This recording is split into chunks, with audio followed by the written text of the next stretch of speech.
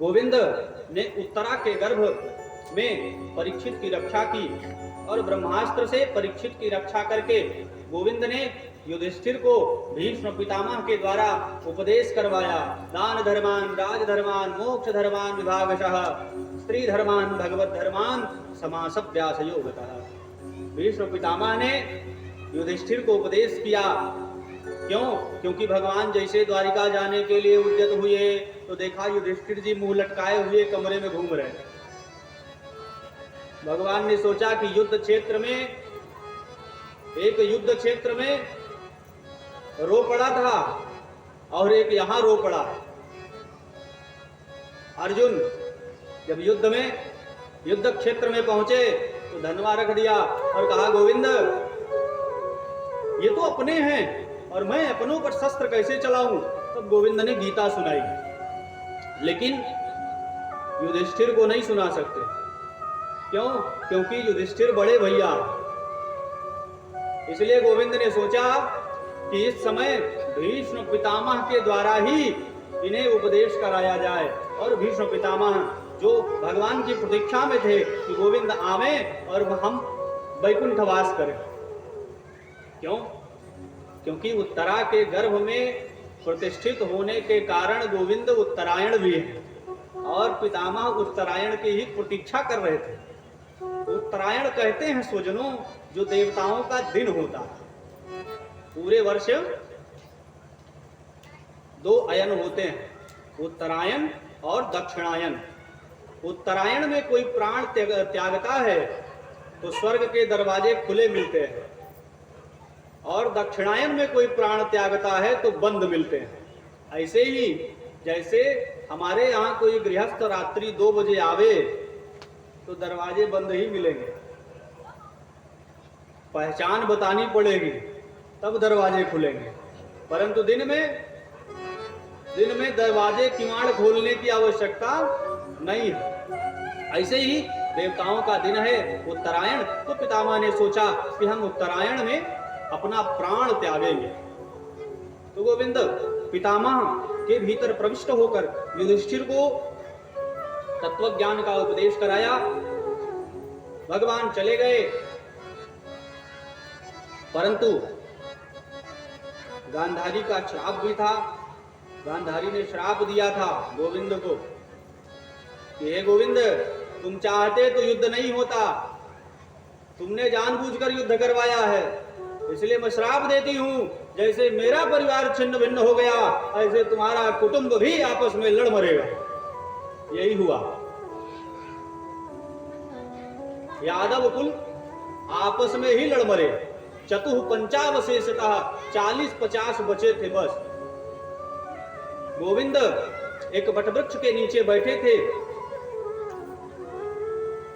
बहेलिए का बाण लगा।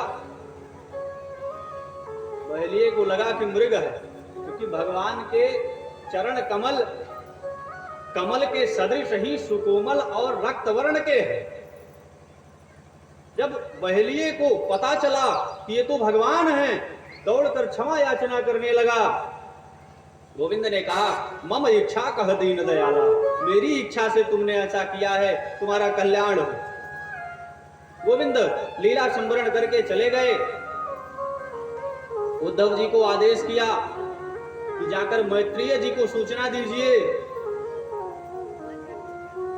दारुक को दौड़ाया, कहा दारुक भगवान के सारथी थे और दारुक को भगवान ने दौड़ाया द्वारिका की ओर। कहा जाकर सूचित करो कि आज से 7वें दिन द्वारिका समुद्र में समाहित हो जाए, इसलिए द्वारिका खाली कर दे। भगवान लीला संवरण करके अपने लोक को चले गए। इधर पांडवों ने भी जब सुना कि भगवान चले गए, गोविंद चले गए, तो पांडवों ने भी परीक्षित को राज्य सौंपकर स्वर्गारोहण किया। सशरीर केवल युधिष्ठिर ही स्वर्ग की ओर प्रस्थान कर पाए। कथा बड़ी लंबी है। सुखदेव जी कहते हैं सूत जी कि हे शौनकादि ऋषियों, यह वही परीक्षित हैं जिनकी रक्षा भगवान ने की थी। इस भारत में कई माताएं हुई हैं जिन्होंने भगवान को धारण किया है, कई माताएं हुई हैं जिन्होंने भक्तों को धारण किया है। उत्तरा एक ऐसी माता है जिन्होंने भक्त और भगवान दोनों को धारण किया। बंधुओं, परीक्षित जी का नाम परितः इक्षितः। परीक्षित जी का जब जन्म हुआ तो परीक्षित जी सबको टुकुर टुकुर देखते थे अथवा गोविंद को ढूंढते थे कि गर्भ में प्रवेश करके मेरी जिसने रक्षा की वो कहां है। सबको देखने के कारण परीक्षित जी का नाम ही परीक्षित पड़ गया। बंधुओं, परीक्षित जी को राज्यभार सौंप दिया और पांडवों ने स्वर्गारोहण किया। एक बार परीक्षित जी वन में मृगया करने के लिए भ्रमण कर रहे थे कि परीक्षित जी ने देखा कि एक बैल और एक गऊ आगे आगे चल रही हैं।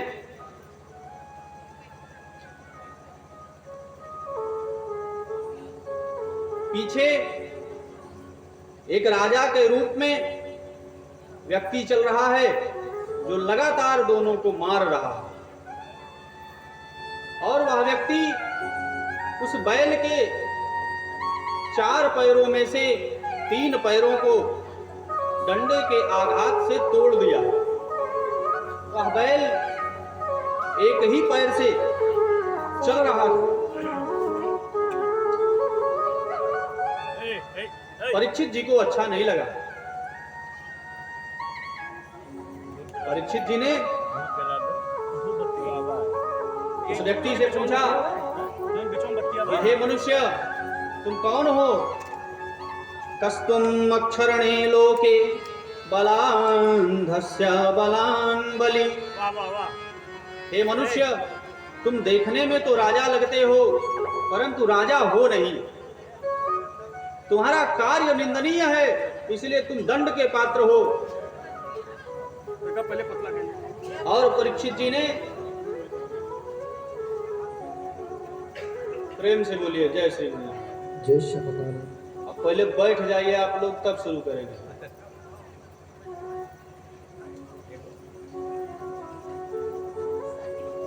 जो बाद में आए वो पीछे बैठे।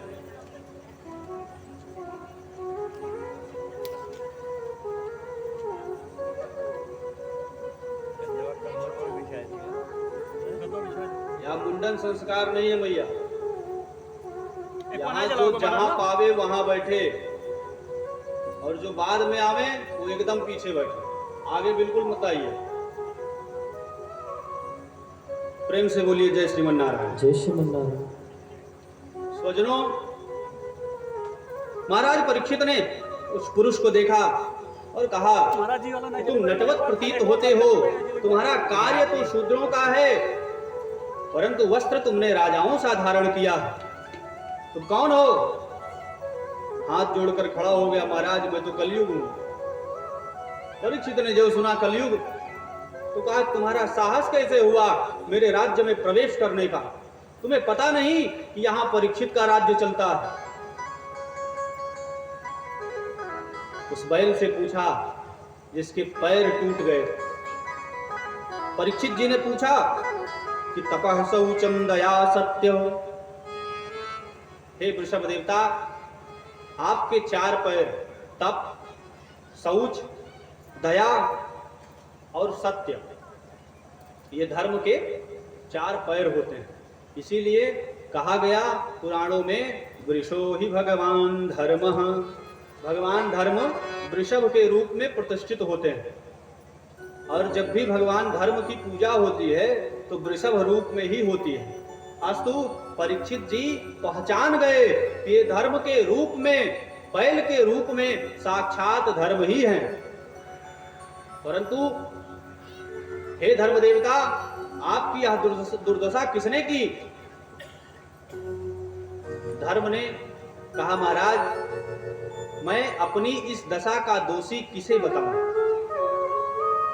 कुछ लोग कहते हैं कि प्रारब्ध से दुख प्राप्त होता है, कुछ लोग कहते हैं कि हम पर भगवान की कृपा नहीं है इसलिए दुख प्राप्त होता है। तो मैं अपने दुख का कारण किसे मानूं? परीक्षित पहचान गए, कहा बस करिए, आप धर्म है। जो किसी को दोषी न माने वही धर्म है। और ये गौ माता साक्षात पृथ्वी देवी हैं। गोविंद इस धराधाम को छोड़कर गोलोक धाम चले गए, तो यह कलयुग इन्हें प्रताड़ित कर रहा है। तो हे कलयुग, तुम्हारा हमारे राज्य में प्रवेश नहीं हो सकता। कलयुग ने हाथ जोड़ा और कहा, महाराज ये बताइए आपका राज्य कहां नहीं है? जहां आपका राज्य न हो हम वहीं जाए? एक छत्र आप ही का राज है। कलयुग शरणागति कर लिया, दीनवत् शरणंगतः, दीनहीन होकर परीक्षित की शरण में आ गया। तो शरणागत का तो वध नहीं हो सकता।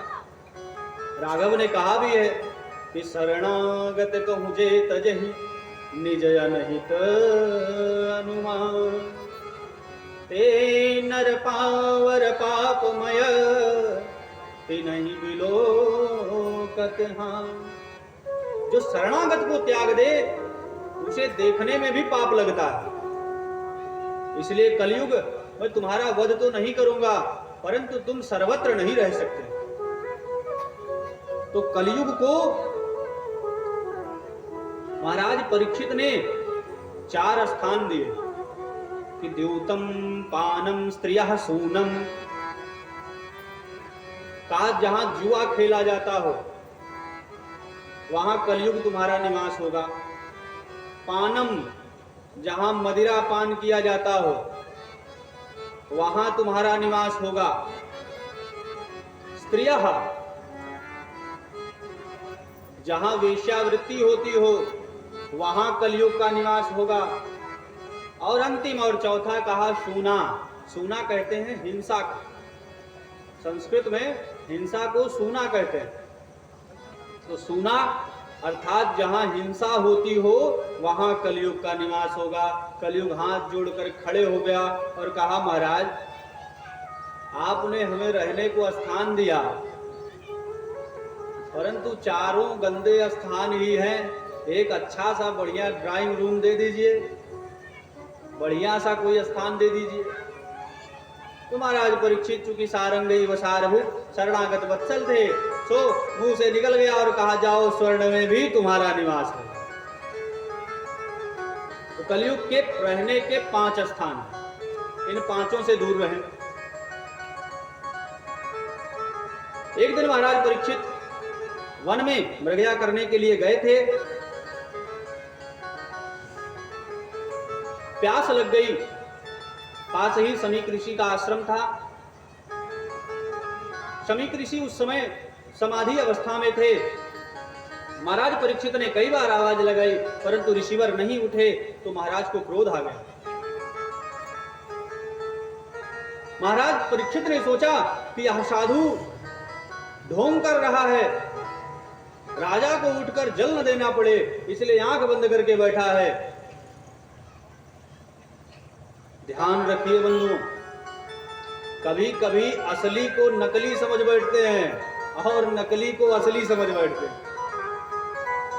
रामचरितमानस में प्रताप भानु की कथा सबने सुनी होगी। प्रताप भानु ने नकली को असली समझ लिया था, इसलिए पूरा परिवार नष्ट हो गया। और यहां महाराज परीक्षित ने असली को नकली समझ लिया। पास ही एक सर्प मरा पड़ा था। महाराज परीक्षित अपनी धनुष कोटी से धनुष की नोक से उस सर्प को उठाए और महात्मा के गले में डाल दिया। चले गए। कुछ बच्चे पास ही खेल रहे थे। शमीक मुनि का पुत्र श्रृंगी, इनका भी नाम श्रृंगी था, पास ही नदी में स्नान कर रहा था। बच्चों ने सूचना दी कि महाराज परीक्षित ने तुम्हारे पिता के गले में मरा हुआ सर्प डाल दिया। नवयुवक ब्राह्मण क्रोधावेश में आ गया, हाथ में नदी का जल लेकर परीक्षित को श्राप दे दिया। विधि लंघित मर्यादम तक्षकः सप्तमे हनि। इस राजा को बड़ा अभिमान है कि ये राजा है।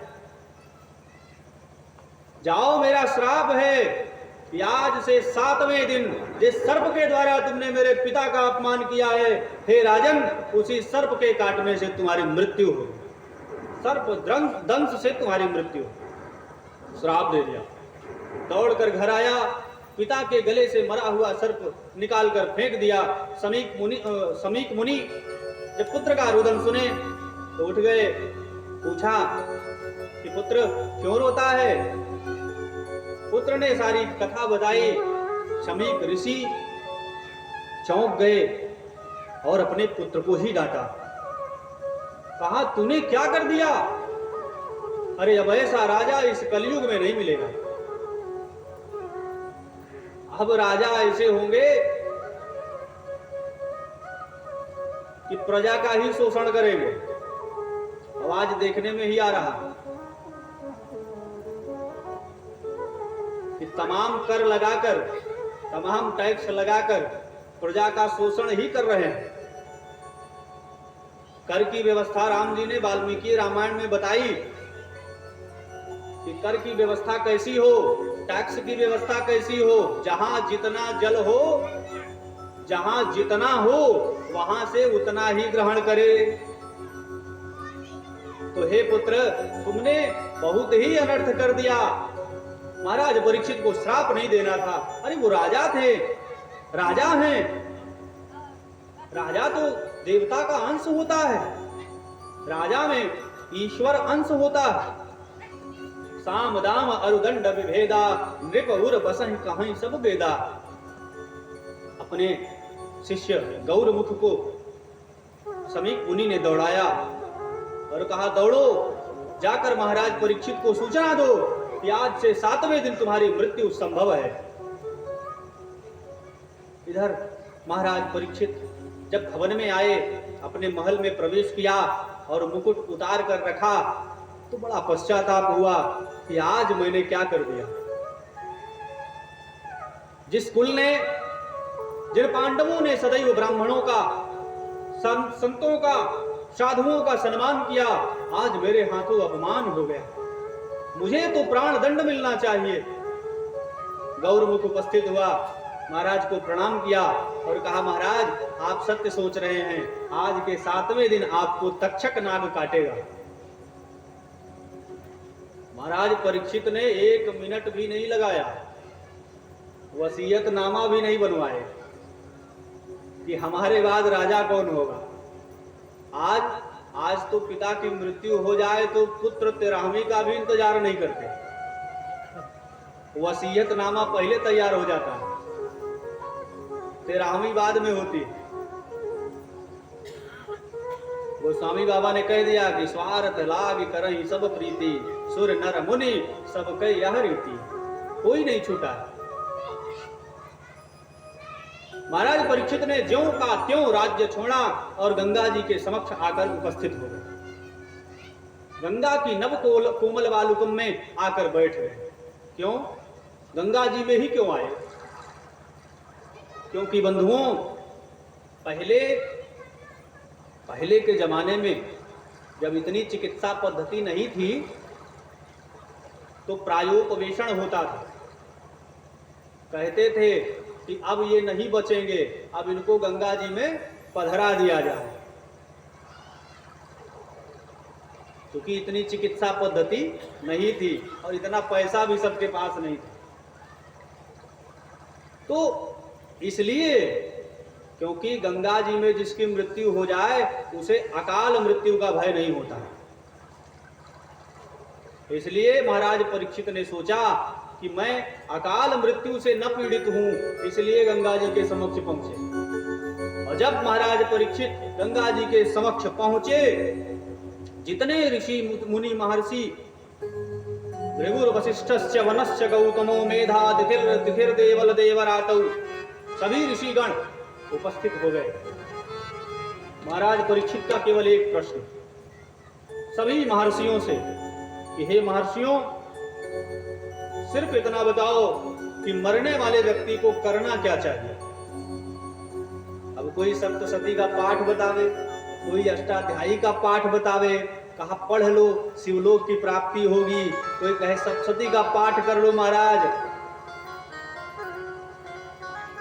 देवी की प्राप्ति हो जाएगी, कोई कहे कि गंगा जी में खड़ा होके तपस्या करो। कोई प्रश्न का उत्तर देने में समर्थ नहीं है। बंधुओं, उसी समय दिगंबरम वक्त्र विकीर्ण केशम प्रलंब बाहुं स्वमरोतमाभम एक नवयुवक साधु उपस्थित हुआ। प्रेम से बोलिए श्री सुखदेव महाराज की जय हो। सुखदेव महाराज को देखकर महाराज परीक्षित प्रसन्न हो गए। और तो और सुखदेव जी की उम्र अवस्था 14 वर्ष की है और वहां जितने ऋषि मुनि पहले से बैठे थे, यहाँ इनके पिता भी थे, इनके बाबा भी थे, इनके परबाबा भी थे। वशिष्ठ जी सब उठकर खड़े हो गए। क्यों? क्योंकि हमारे यहाँ आयु बड़ी होने से कोई बड़ा नहीं होता कि धन वृद्धा बल वृद्धा आयु वृद्धा तथैव च ते सर्वे ज्ञान वृद्धस्य किंकरा शिष्य किंकरा। कोई बहुत धनवान हो तो बड़ा नहीं है, कोई बहुत बलवान हो तो बड़ा नहीं है, कोई आयु में बड़ा हो तो भी बाल पके हैं परंतु बड़ा नहीं है। तो बड़ा कौन है? तो कहते सर्वे ज्ञान वृद्धस्य, जो ज्ञान वृद्ध है, जो ज्ञानी है उसे ही वृद्ध कहा जा सकता है। सब खड़े हो गए। महाराज परीक्षित ने श्री सुखदेव जी की पूजा अर्चना की और केवल एक प्रश्न का म्रियमाणस्य किम कर्तव्यम। हरि की कथा सुनाने वाले, भाव से गोविंद की कथा सुनाने वाले, तुमको लाखों प्रणाम, तुमको लाखों प्रणाम। हरि की कथा सुनाने वाले, प्रभु की कथा सुनाने वाले, तुमको लाखों प्रणाम, तुमको लाखों प्रणाम। हरि की कथा सुनाने वाले, प्रभु की कथा सुनाने वाले, तुमको लाखों प्रणाम, तुमको लाखों प्रणाम।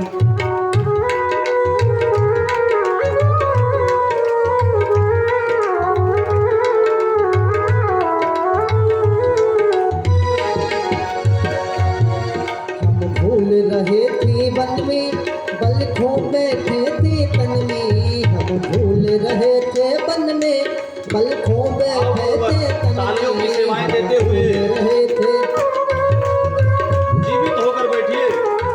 हम भूल रहे थे वन में, बल खो बैठे थे तन में। प्रभु राह बताने वाले, यह राज बताने वाले, तुमको लाखों प्रणाम, तुमको लाखों प्रणाम। हर की कथा सुनाने वाले, प्रभु की कथा सुनाने वाले, तुमको लाखों प्रणाम, तुमको लाखों प्रणाम।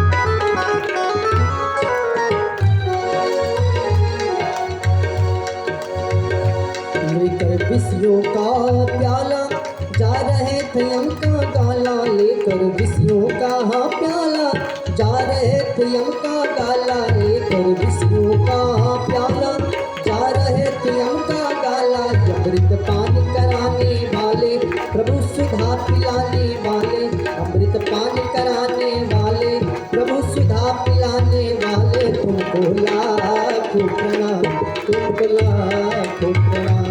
हर की कथा सुनाने वाले, प्रभु की कथा सुनाने वाले, तुमको लाखों प्रणाम, तुमको लाखों प्रणाम।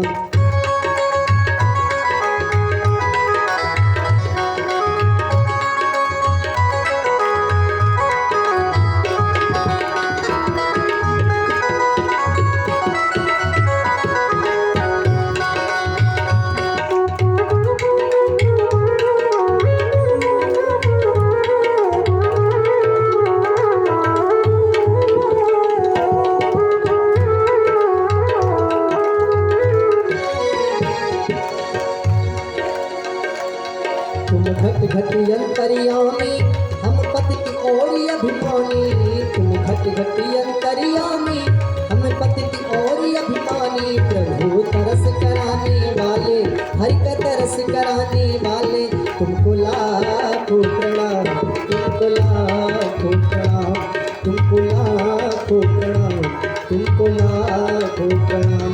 हर की कथा सुनाने वाले, प्रभु की कथा सुनाने वाले, तुमको लाखों प्रणाम, तुमको लाखों प्रणाम।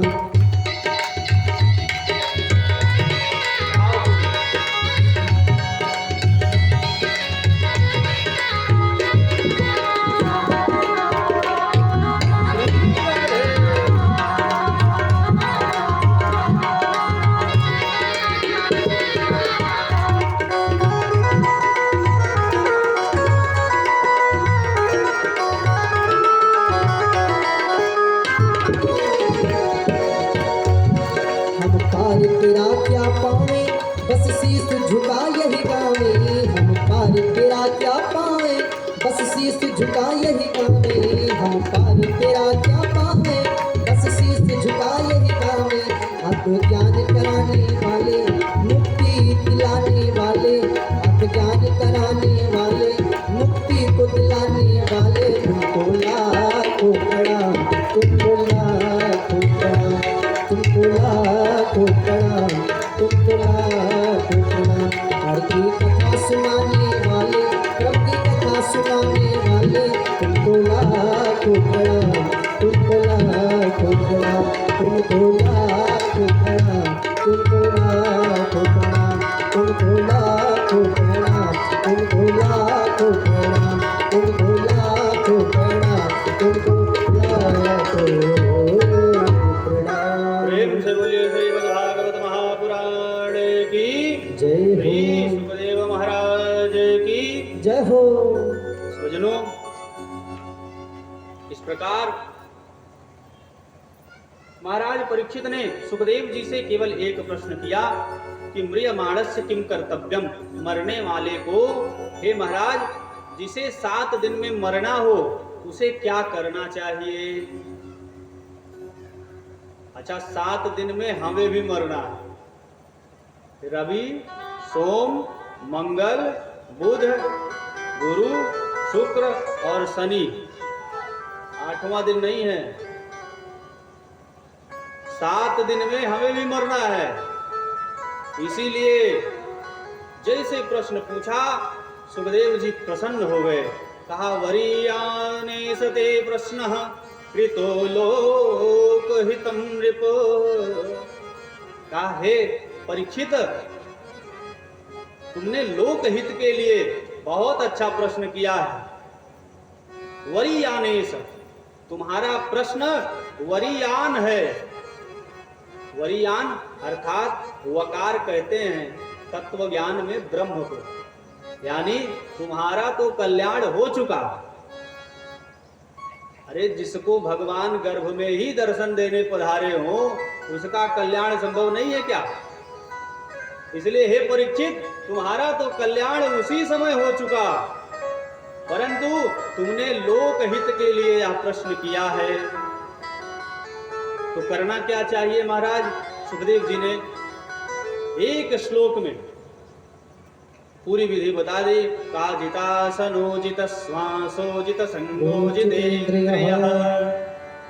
कहा अगर भगवान को प्राप्त करना है, अपना कल्याण करना है, तो पहले जितासन हो, आसन को जीतिए। आसन को जीतने का तात्पर्य है कि अगर 3 घंटे बैठकर लगातार कथा न सुन पाए तो समझ लीजिए कि आसन नहीं जीत पाए। सबसे बड़ा प्रमाण यही है कि 3 घंटे की कथा में 30 बार जाते हैं और ये भगवान को प्राप्त करेंगे। जितासन, सबसे पहले आसन को जीतिए। और जीता श्वासो, प्राणायाम के माध्यम से अपने श्वास को जीते। जित संगो, संग को भी जीते, क्योंकि संसर्गजा दोष गुणा भवंती। संगति से गुण होता है और संगति से गुण जाए। संगति अच्छे लोगों की करिए। मित्र वह नहीं है जो बैठकर मदिरा पान कराए। मित्र वह है जो गलत मार्ग पर जाने से रोके और आपके समक्ष आपकी निंदा करे। वह मित्र है।